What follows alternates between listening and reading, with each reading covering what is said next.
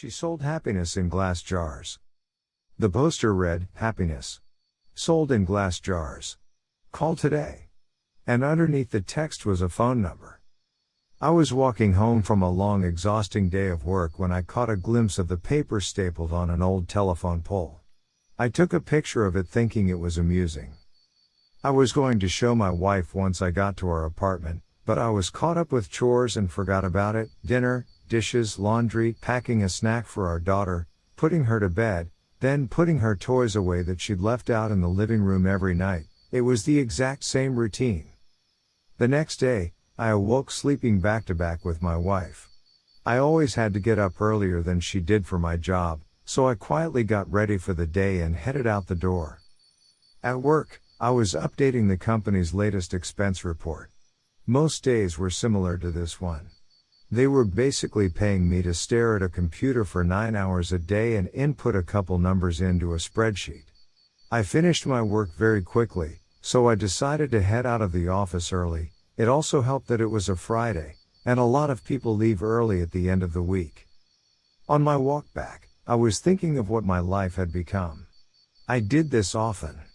I always dreamed of traveling when I was younger. I wanted to drive across the country or solo backpack across Europe. Then I met Kelsey. Don't get me wrong, I loved Kelsey. I still do. We just don't have that spark anymore. When you meet someone and get in a relationship, whether it's meant to be or not, some of your personal life plans have to be put on hold. And then that relationship turns to marriage, and then you have a baby, then you have to enroll your daughter in a preschool. Then you have to get a better paying job and work more hours and blah blah blah. I'm not trying to throw a pity party for myself. I'm just saying I wasn't exactly content with where I was in my life. I wouldn't have referred to myself as a happy person. As I took the same route home that I did every day to work and back, I walked by the same poster I had passed the day before. I don't know why, I really don't, but I decided to call the number. I figured it would be some joke. Maybe someone just picks up and says, "I love you" on the other end and hangs up. Or maybe it's a line to a sex worker. I had no idea what to expect. I called. It only rang once before someone picked up. Hello? A woman said. Hi, I'm calling about your poster? Your ad? Oh, awesome. She said calmly. When do you want to pick it up? Pick what up? The jar. She said, like it was the most obvious thing in the world. Oh, of course, I realized then that I had left work early without telling Kelsey, so I could just go pick it up now and she'd be none the wiser. What exactly is it that you're selling? I just told you. It's happiness in a glass jar. Like the poster said, happiness keeps best in glass jars. They're more durable than, say, a plastic bag. Okay. Should we meet somewhere? For sure. I don't want you to end up being a creep or something, so let's go to a public place. The public place we decided on was a Starbucks parking lot a little over a mile from me. Now, I didn't think I was really going to be buying a jar of happiness or whatever. I was 99% sure she was going to sell me drugs. Maybe heroin would be in the jar. I remember thinking, oh no, happiness is probably a nickname for some street drug and I'm going to a drug deal. What if she's a cop? Am I going to be arrested? But something inside me told me to keep walking, and so I did. I stood outside and texted her. I'm here. Cool. Be there in a second. What are you driving? Silver Camry. And as her final text came through, I saw her car pull in. She took a spot not too far from where I stood. I could see there was no one else in the car, which put my kidnapping fear to rest. She opened her door and stood on the pavement, looking around until her eyes met mine. I gave her a little nod of acknowledgement. She simply responded by waving her hand, gesturing for me to come over to her car, so I did. She was young, maybe mid-20s, with curly, golden hair. Her skin was pale and contrasted with the all-black outfit she was wearing. I thought she looked like Glinda the Good Witch from The Wizard of Oz had put on the Wicked Witch's clothes. Nice day out, she said as a greeting. Oh, yeah, it is. Hadn't really paid attention to it. You were the one that called about the jar, right? Yeah, that was me. Cool, well, here you go. She handed me a very small, glass mason jar. It couldn't have been more than 2 inches tall. Inside of it was a light. Not a light bulb, just light. It was like someone bottled up sunshine. It glowed even in the mid-afternoon daylight. It looked like a tiny sun, or a tiny universe existing in this little crystal-walled home. I was admiring it with no attempt to hide the awe on my face. Pretty rad, isn't it? What is it? You've asked that like 3 different times, I think. My answer is still the same. It is happiness. Happiness in a glass jar. What do I do with it? Keep it. She said simply. If you have any problems, shoot me a text. She started to get into her car. Wait. I said, I thought you were selling this. How much is it? Don't worry, man. She said with a smile.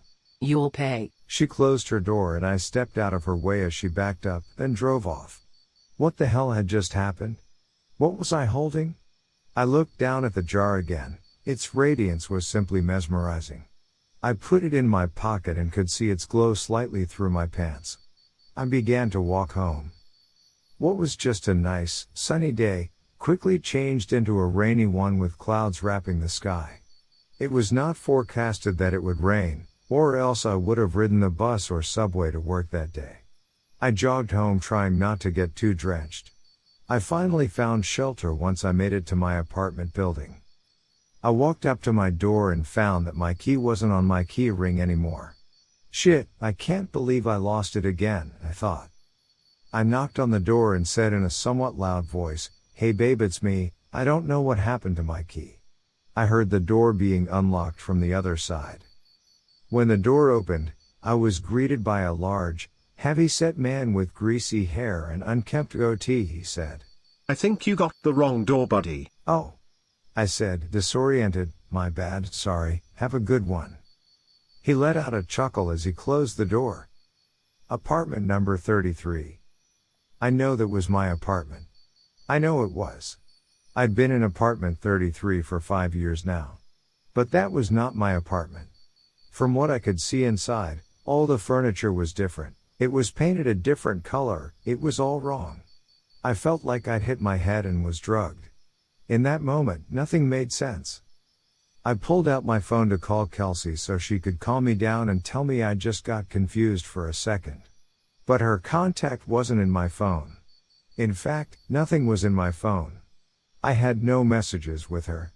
No previous calls. No pictures. It was like my phone reset to its factory settings. Did that girl somehow switch my phone out when I wasn't looking? I would have just dialed Kelsey's number manually, but I couldn't quite remember it. I had known it by heart before, but not anymore. I needed to get back to the office. I had all my contacts backed up on my work computer. Since it was still raining, I hopped on the bus which had a stop right in front of the apartment complex.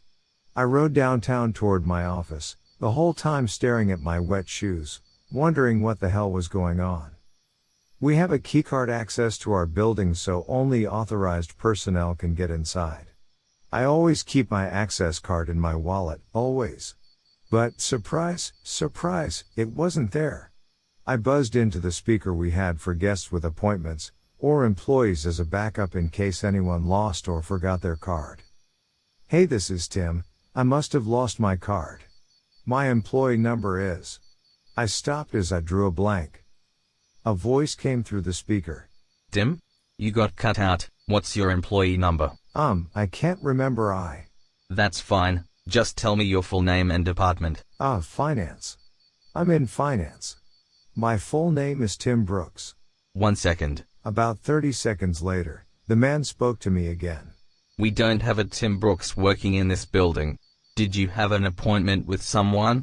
I backed up in surprise, almost tripping on my own feet. I had just been in that office an hour or two ago. What was happening to me?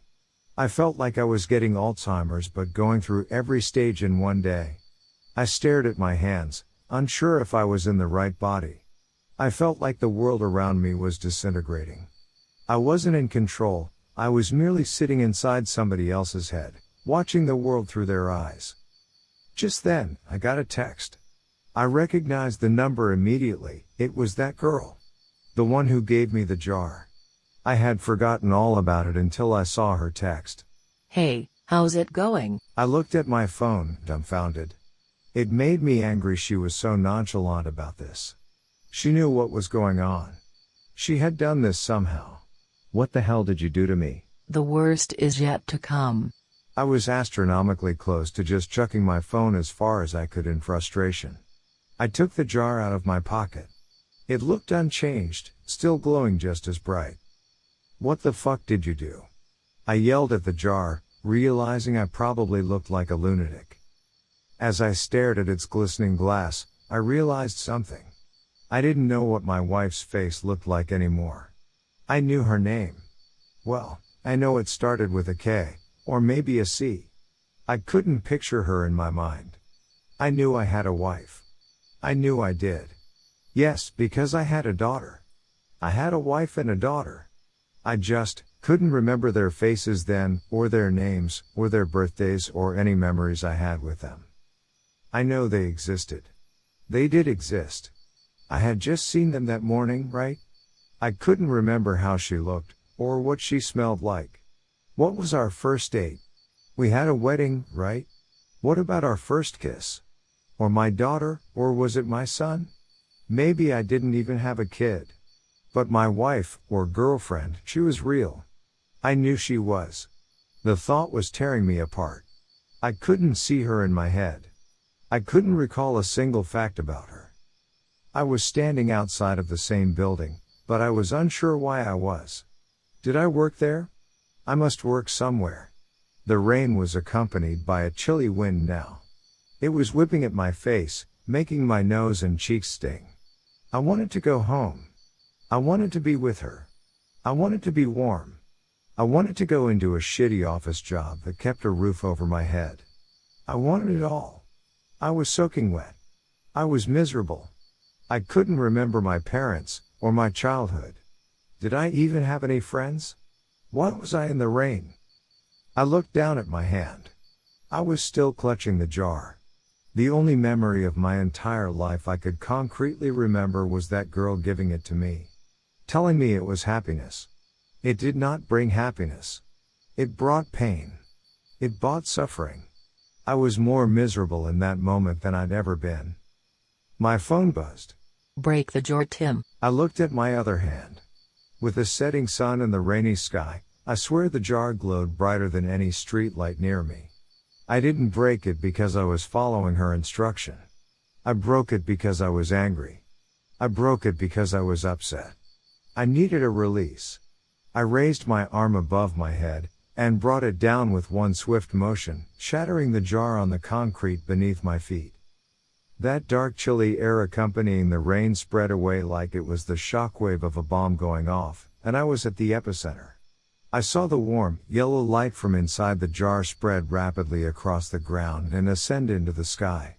It was as if I was watching the beginnings of the universe being created, like God had just snapped his fingers and said, "Let there be light." I was engulfed in it. I could no longer see street or rain, or anything dark.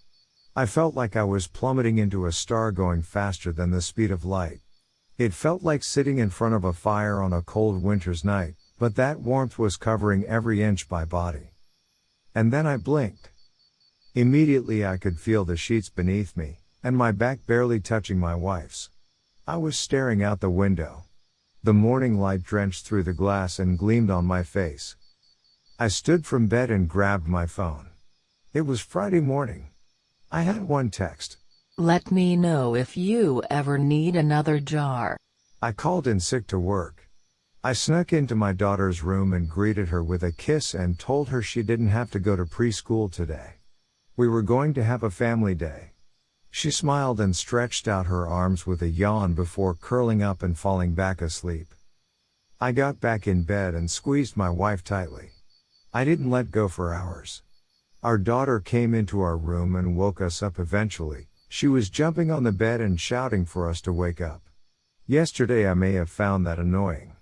Yesterday I may have found a lot of things annoying, or monotonous, or dull. But not today. Today, I pulled her under the covers in between me and Kelsey. Today was going to be a good day. Today, I was happy.